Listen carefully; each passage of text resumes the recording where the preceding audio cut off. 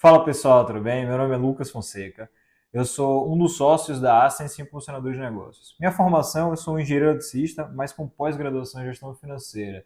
Então, me especializei muito em como trabalhar com finanças dentro de negócios para aprimorar resultados financeiros. A Ascens, minha empresa, é uma empresa de consultoria. Nós atuamos com dois braços de atuação. Uma consultoria em gestão empresarial, que leva o objetivo de aprimorar resultados financeiros através da melhoria em gestão, e um braço de consultoria em operações estruturadas. E aqui a gente consegue entrar em contato com a diversidade de credores e investidores para as mais diferentes oportunidades de operações estruturadas de crédito ou a participação de investidores em negócios e projetos. Aqui a gente está iniciando um trabalho que a gente vai começar a desenvolver vários vídeos para falar sobre diferentes conteúdos dentro da área de gestão. Será o nosso webinar da Ascens. A gente vai trabalhar neste primeiro momento, neste primeiro conteúdo, sobre gestão financeira. Como a importância, as necessidades, as dificuldades, os problemas enfrentados e como são as soluções que a gente pode desenvolver para melhorar a gestão financeira dos negócios, entendendo seus compromissos, desenvolvendo um bom planejamento, estruturando ferramentas e processos de controle para trazer análises e soluções viáveis e efetivas para o seu negócio. Para começar, é importante a gente falar um pouquinho de quais são os empecilhos, as dificuldades, os problemas enfrentados pelos gestores na hora de realizar a gestão financeira do seu negócio. Uma dificuldade recorrente é conhecer e reconhecer os compromissos financeiros da empresa. Quais são aqueles parcelamentos bancários de empréstimos que foram realizados? Quais são aqueles tributos que potencialmente foram parcelados e não são os tributos do dia a dia? E, claro, conhecer muito bem quais são aqueles gastos recorrentes do seu negócio. Além disso, existe uma dificuldade em desenvolver bons planejamentos. Planejamentos que você consiga entender o comportamento futuro do seu negócio mês a mês nos dois regimes de análise dentro da economia financeira, que é o regime de caixa e o regime de competência. Um outro ponto que se enfrenta de muita dificuldade é a geração das informações em relatórios para serem analisados. Controlar informações, controlar dados, ter os registros da melhor forma possível, geram dificuldades em gerar os relatórios que são necessários para fazer as boas análises financeiras.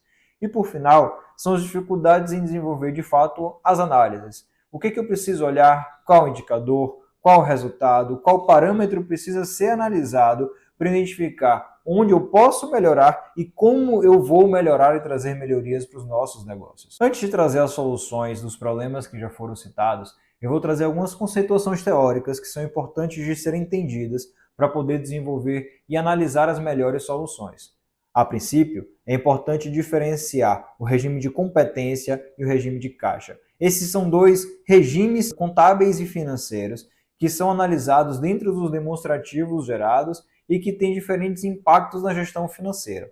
O regime de competência é quando ocorrem os fatos geradores. Importante essa palavra, fato gerador. Através desses fatos, a gente consegue reconhecer o momento, por exemplo, de uma venda. Qual é o fato gerador da venda? A emissão de uma nota fiscal.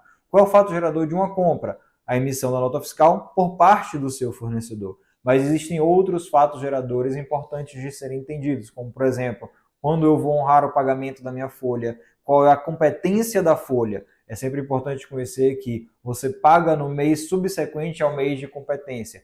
Então é importante saber que, por mais que a nossa competência tenha sido, por exemplo, no mês de abril da folha, você vai pagar por ela financeiramente, vai ter o desembolso financeiro apenas no mês de maio. E aqui está o regime de caixa. O regime de caixa é quando ocorre efetivamente as movimentações financeiras. Trouxe o exemplo aqui da folha, competência em abril, pagamento em maio, mas um exemplo muito bom e muito comum de ser entendido é quando você faz uma compra parcelada.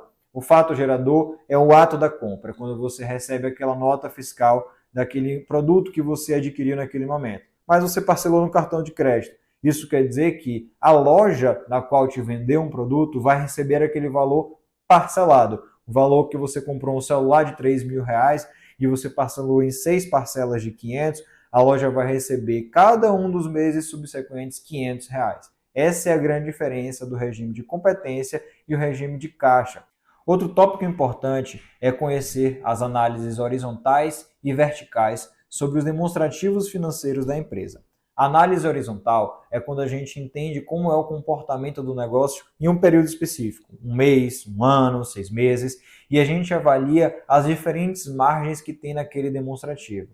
Ah, claro, é importante falar o que são os demonstrativos financeiros. Existe o demonstrativo de resultados de exercício, que ele é atrelado ao regime de competência, que eu já falei, e existe o demonstrativo de fluxo de caixa, que é atrelado ao regime de caixa.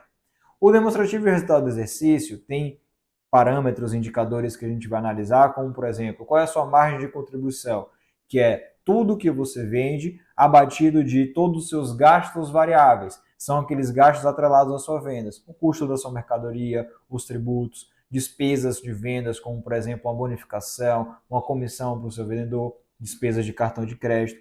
Tudo isso daqui são despesas e gastos e custos variáveis do seu negócio.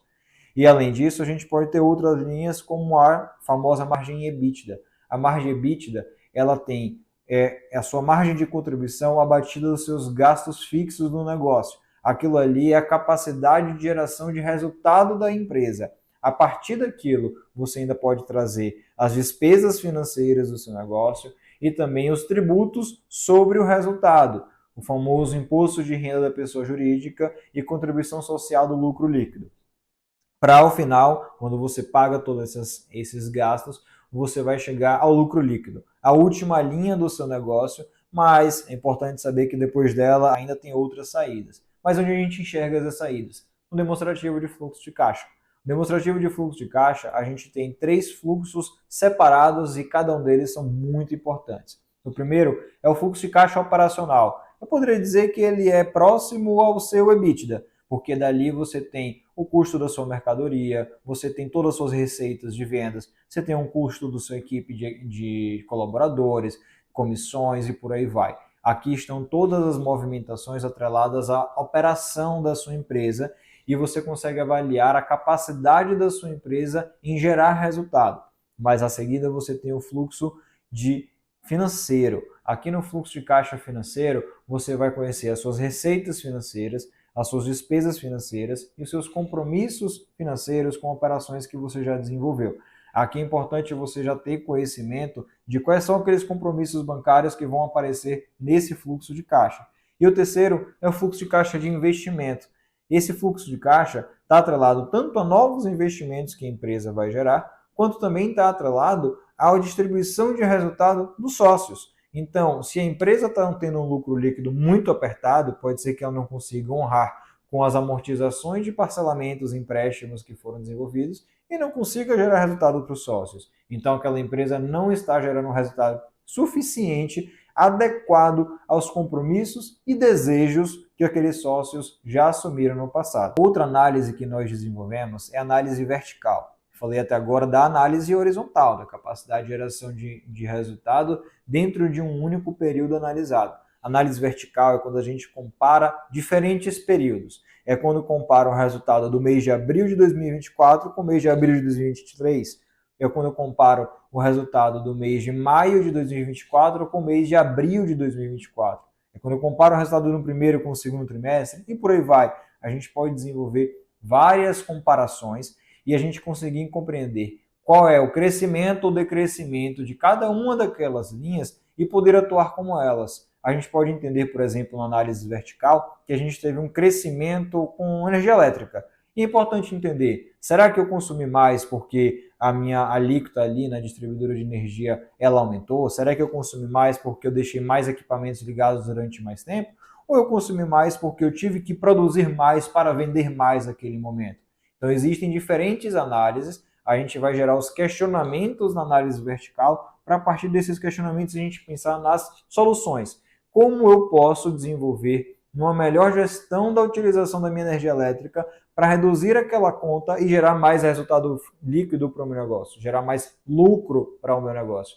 Essa é a importância da análise vertical. Agora sim chegou a melhor hora. A melhor hora por quê? Porque a gente vai falar das soluções dos problemas que eu já citei. O primeiro problema que eu acabei comentando foi atrelado a compromissos financeiros. É importante você conhecer seus compromissos, mas como você pode desenvolver isso? A princípio, você precisa ter uma boa gestão dos seus contratos. Cada compromisso financeiro que você absorve vai estar registrado em algum instrumento jurídico. Como, por exemplo, se você adquirir um empréstimo bancário, você vai ter um contrato que vincula a sua empresa com aquele banco e neste contrato vai estar presente todas as condições daquele empréstimo. Quanto você pegou emprestado, quais despesas você pagou naquele momento inicial do empréstimo, qual é o custo do aquele dinheiro, os juros que você vai ter que pagar por ele, em quantas parcelas você vai pagar aquele empréstimo. Com essas informações, você consegue fazer uma simulação de qual é o valor de cada parcela em cada mês que você vai ter que desembolsar para honrar com este compromisso. Muitas vezes os contratos possuem essa simulação, mas nem sempre. Mas, sem sombra de dúvida, você pode solicitar essa simulação para o seu gerente comercial dentro do banco. É importante você pedir isso para poder conhecer e ter uma boa gestão. Assim como um contrato com o banco, quando você faz um reparcelamento tributário, porque alguma dívida tributária ficou em aberto, você consegue ter um instrumento no qual esse parcelamento também vai ser formalizado. Qual o valor, quantas parcelas, qual o valor de cada parcela. Nesse caso, quem pode te ajudar é o seu contador. Normalmente é ele que desenvolve junto contigo esse parcelamento tributário e ele vai poder te informar precisamente quantas parcelas, em quais momentos você vai ter que pagar e quanto você vai ter que pagar. Dessa forma, nesses dois exemplos que eu dei, você consegue conhecer o seu compromisso financeiro hoje e nos próximos meses até que ele se extingua. Em um determinado momento, é claro que você vai quitar aquela operação de crédito. Mas além dos compromissos financeiros futuros, firmados em momentos passados, existem os compromissos financeiros recorrentes do seu negócio, como por exemplo, gastos do seu escritório, gastos com a sua folha salarial que você tem que honrar todos os meses, as compras que foram realizadas e podem ser elas parceladas ou pagas à vista. Tudo isso são compromissos financeiros no qual você pode estar assumindo recorrentemente ou pontualmente e que você tem que incluir dentro de planejamentos. E aí eu já trago o segundo tópico. Aqui a gente já teve um pouquinho de quais são esses compromissos, exemplos de quais são as formas de a gente poder conhecê-los e projetá-los no futuro, mas essa projeção é a base de um planejamento financeiro. Sabendo agora o quanto você pode, você deve e precisa gastar para poder honrar com seus compromissos financeiros, você consegue estipular qual o resultado que você precisa alcançar. Consigo estipular resultado de vendas, resultado de receita. Lembrando que são coisas diferentes. Você pode vender hoje e você emite sua nota fiscal e receber daqui a 30 dias, daqui a 90 dias, em 3 meses parceladamente. Isso está atrelado ao regime de competência e ao regime de caixa. No seu planejamento financeiro, você tem que ter os dois planejamentos. Você tem que ter um planejamento de competência, que você vai avaliar o quanto você tem que vender, o custo da mercadoria que você vendeu naquele momento e os gastos recorrentes da sua empresa, como tributos, gastos com folha, despesas gerais do seu negócio. No regime de caixa, no planejamento orçamentário, aqui você vai trazer a realidade do que você desenvolveu no seu regime de competência para um comportamento de caixa. Então, por exemplo, se você, em média, parcela em 3 vezes todas as suas vendas, você vai colocar o valor de uma venda cheia no mês de abril, mas vai colocar as 3 parcelas referentes a vendas no mês de abril, nos meses de maio, junho e julho. E aí você vai conseguir entender aquilo que eu vendi em abril vai gerar receita no meu caixa nos meses de maio, junho e julho. Claro, vai ser 1/3 do valor se você tem 3 parcelas iguais nesses casos. Mas, naturalmente, folha salarial você paga todos os meses. Energia elétrica, aluguel, despesas com água, IPTU, você paga todos os meses. Então, esses são os tipos de gastos que estão ali de forma recorrente, mensalmente no seu negócio, e que você tem que prever. Da mesma forma, no regime de competência, você vai acabar prevendo no regime de caixa. Tudo que eu falei de regime de caixa até então, dentro desse tipo de planejamento, eu falei de um planejamento orçamentário para o fluxo de caixa operacional. Mas se eu já conheço os meus compromissos financeiros, eu já consigo construir também qual é a minha expectativa no fluxo de caixa financeiro e no fluxo de caixa de investimentos. Além disso, só vai faltar um ponto para você trazer no seu planejamento. Qual a expectativa de resultado do seu negócio para o seu bolso? Você que é acionista, você que é sócio, você recebe lucro. E esse lucro, antes de ir para o seu bolso, tem que honrar com os compromissos da empresa. Então, se você entende que, por exemplo, você tem que pagar R$30 mil por mês nos compromissos de empréstimos bancários e de parcelamentos tributários, e você quer receber R$20 mil por mês da sua empresa, a sua empresa tem que gerar um fluxo de caixa operacional de R$ 50 mil no mínimo. O ideal é que gere mais, porque toda empresa tem que ter a sua reserva. Você tem que ter um dinheiro que fique dentro do seu caixa para os imprevistos. Vai que um cliente que deveria pagar hoje não paga, você vai ficar com caixa furado? É importante você ter a reserva financeira para poder suportar a diferença do momento em que você recebe para o momento em que você tem que pagar um compromisso e também para suportar os imprevistos. Nada no mercado é perfeito, nada é quadrado, tudo é muito dinâmico e a gente pode passar por problemas. Tendo um bom planejamento, a gente consegue ir para a terceira etapa, que é fazer os controles de resultados. A maioria das dificuldades enfrentadas que a gente vê nos nossos clientes é como eu vou gerar um bom demonstrativo financeiro, que as informações sejam confiáveis, fidedignas com a realidade, em um formato que eu consiga analisar aquilo ali e de forma periódica. A gestão financeira, ela tem que acontecer todos os meses, ou todas as semanas, ou todos os dias, isso depende da característica do seu negócio e do porte dele também, claro. E como a gente pode desenvolver bons demonstrativos financeiros?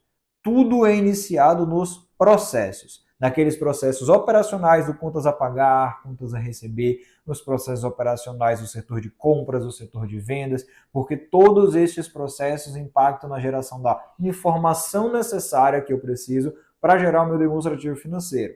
Além disso, é importante você ter um bom sistema em que você tenha interface com as pessoas que desenvolvem esses processos, para que as informações sejam alimentadas corretamente dentro do sistema e a partir disso seja possível gerar os relatórios. As dificuldades mais comuns que são enfrentadas pelos nossos clientes são dificuldades ou com a equipe, que não conhecem os processos ou não respeitam os processos estabelecidos, e é importante a gente trazer estratégias de melhoria para trazer soluções para uma equipe mais eficiente, executando os processos de forma mais eficiente, ou problemas atrelados ao sistema. Meu sistema é antigo, meu sistema não gera relatório da forma como eu desejo, e aí existem outras soluções atreladas a como eu extraio informações do sistema, coloco em um sistema apartado, um sistema específico para fazer controle de resultados, para gerar os demonstrativos que eu desejo para o meu negócio.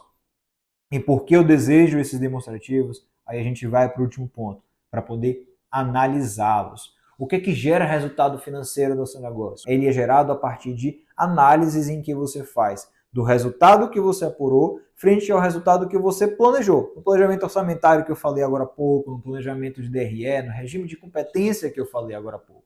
Esse comparativo mensal, periódico, é necessário para você analisar qual foi a discrepância que eu tive entre o que eu desejava alcançar, por exemplo, numa margem de contribuição do meu negócio e o que eu apurei de fato.